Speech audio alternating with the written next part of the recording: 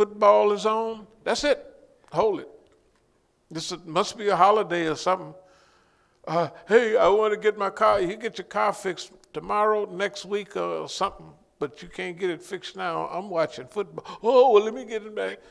I'm just trying to tell you that life has things that are wonderful and life has things that are challenging. What I have found out is, especially from a Quranic hadith basis and a historical basis, if you do right, or even trying to get close, because Negroes really can't do, I don't say they can't do right. That's not the, I take that back. Even to attempt to do right. And if there's 100 rights, if he do 4 or 5, he's home free. Hey, man, that's great.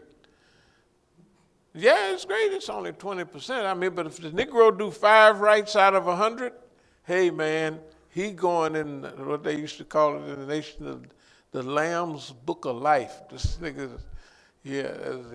Anyway, I'm gonna try to speed up. No, where are we right now? So I'm gonna just go back to where we are now. We're the transition period. And this transition period that we're in now, we're in total control of it. Boss man is not in control of it.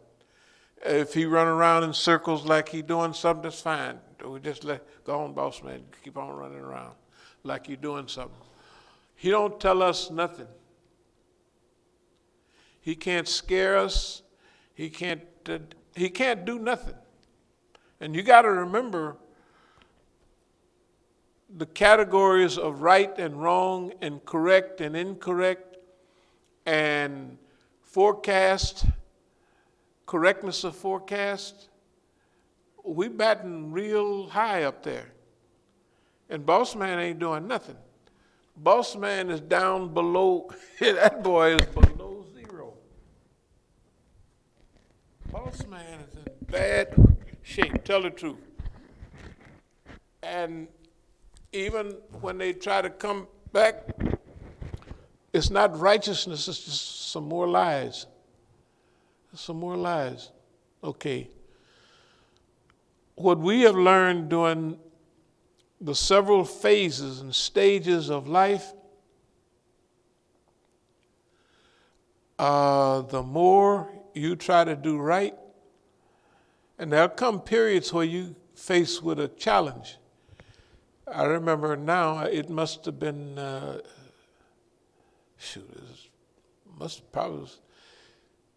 it's almost 50 years ago, because this is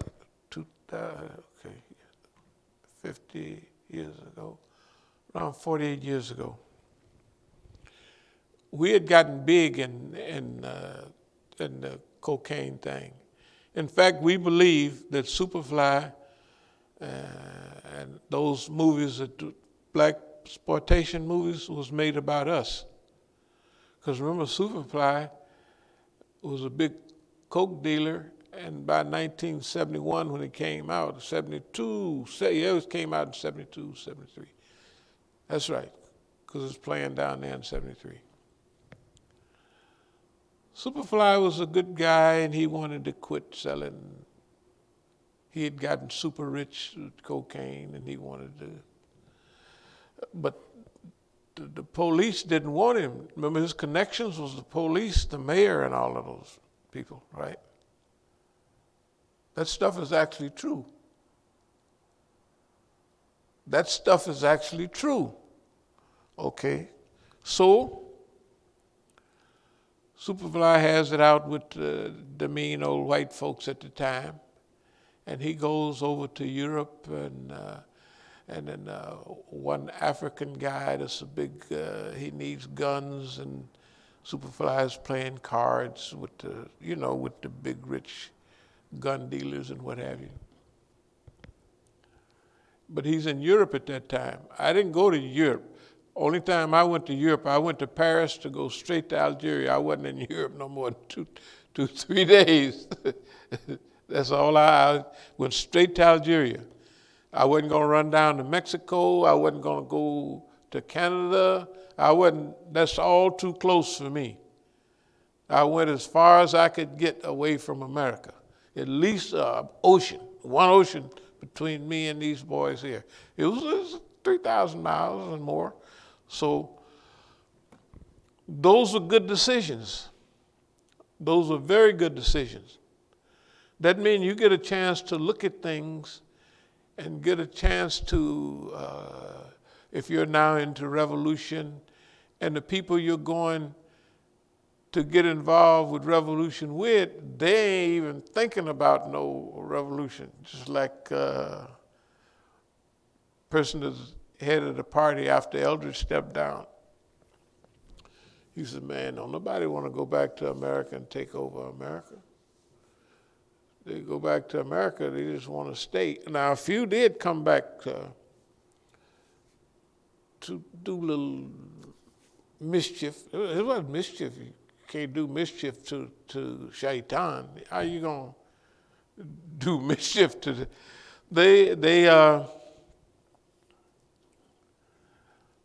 but my goal was this.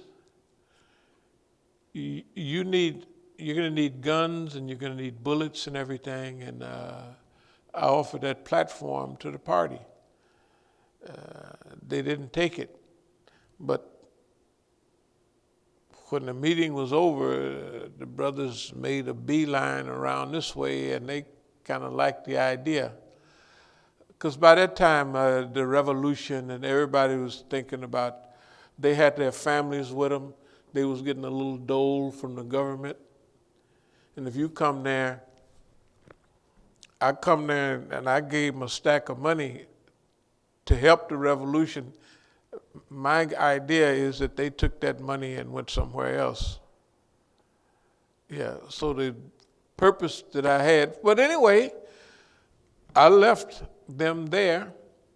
I went to Black Africa, to Europe, just taking it easy. See, because what most people do when they get under pressure, they stay under pressure. One thing is the Negro don't usually have enough money to take a worldwide vacation, to walk on the beach, to let all of that. Because when you leave the white man been bothering you so much, you be like, Pete took a picture of me. He said, man, you ought to see in your face when you first, because he took pictures. He said, you was all scrunched up and everything. I said, yeah, boss man. But next time I saw him in East Africa, I've been living in South America, all just having a good time. He said, man, you was looking pretty. I said, yeah, so was everybody else. Looking at your pictures when y'all came here, ducking and hiding from old boss man, and boss man scaring you to death and everything. See, I said, boss man did that to all of us. And then when you're learning, what they do to you works in the early stages. It makes you uneasy, paranoid. It makes you, what they do, they can't do it now, but what they did then, this is 50 years ago almost, that stuff worked. I mean, it worked like a charm. It worked on literally everybody. It don't work now. Not on me, but it worked on just about everybody else. That's why you look at any movement, any organization, if the hatred of the white man didn't get them, the cutie pies got them because they know that the Negro couldn't keep nothing in his pants. And he wasn't prepared for revolution. I don't say it's our fault. Here's what happened. You look at the Chinese Revolution, you look at all of them, they had years of preparation. So they got a chance to evolve. Chairman Mao and them started the communists, but 1921 or something. They got their liberation in 1949. But they still grew. They had to grow and go through different changes. When we said Black Power, that was 1966, 67. By 69, the movement here was gone. We lasted 3 solid years of rebellion. That's all. Look at the long, hot summers. 1970, you don't see none. Those years was 65 watch ride, 66, 67, 68, a few 69, 1970, 71. Oh no, it was long gone. Okay, so we're thankful to Allah. Remember, we talk about longevity a lot. Longevity is super important. Because if you would have seen us or been around us in 1971, we was like everybody else. Juiced up, mad juiced up though. I ain't taking this from no white folks. You know, that stuff. But that's not going to get you anything revolutionary. You have to have patience. You have to have a long-range vision. We knew if you saw me with that black outfit on in 1968, the next time you see me, I'm wearing the sharpest black and white outfit you can say anybody had in those days. Why? It was the disguise. They're killing all your friends. What do your friends look like? I mean, in those days, those guys that was getting killed were technically my friends. You know what I mean? So I said, I ain't going out like that. So we gave the white man exactly what he wanted, a picture of a cool breeze Negro. The way he ain't thinking about nothing but being sharp, buying Cadillacs. I must have bought I don't know how many Cadillacs. That's all he's thinking about. When they realized the game that was run on them, they said, we getting rid of that nigga there. That nigga is more dangerous than them other niggas because he's thinking. And he's not they come to pick up, I ain't gonna say who it was, a nice looking young lady to pick up the leader of one of the parties. At the house, the Negroes spent an hour chasing the lady around the house.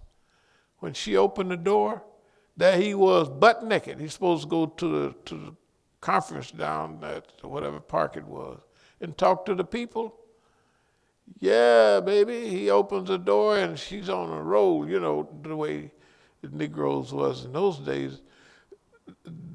They would call it almost, it'd be like rape because, you know, everybody did it, you know, and you didn't know whether the girls, if she said no, you said, everybody said no. What you talking about? No. And pretty soon, so you got to find out if she really, really meant no. And by the time you find that out, you done already finished doing whatever you was going to do. That was the culture of those days. That's what people did. No, what do you know? And that's the way that Negro was. Chased the lady around the house for 45 minutes or so. And that was that's what brought the party down. That's what brought the party down. It brought them down inside of the United States. It brought them down over there. Because when they wanted to get you, they slide a girl up there, just like James Bond, slide a nice looking lady up there. The color don't make no difference. It's black. Oh, you want a Berkeley white girl? You're going to get more mileage with little cracker girl. So, you know, that's what they did. They used it. It wasn't even fair because the Negro did not have time for self-development. They just come in and slammed him down, body slammed him in about a week or so. It was sad because he didn't have time to develop. And he didn't even have no teaching to develop. The revolutionary structure didn't exist. It was the 10-point program and all that other stuff. Half the people didn't even know the program. The thing grew so fast that, hey man, it grew so fast. Can you imagine all over America and the world, the party just threw a seed out the window and they start sprouting up everywhere. You couldn't control it. You couldn't control it. And that was the downfall. Okay. The downfall of the party. Super quick growth and no self-control. No self-control. Okay. So now you look at us, we don't have those negative points. Number one, the beautiful thing about Islam, true Islam, it prevents you from being that type of damn fool. You know.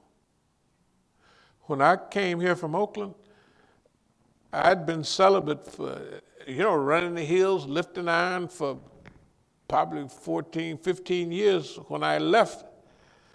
So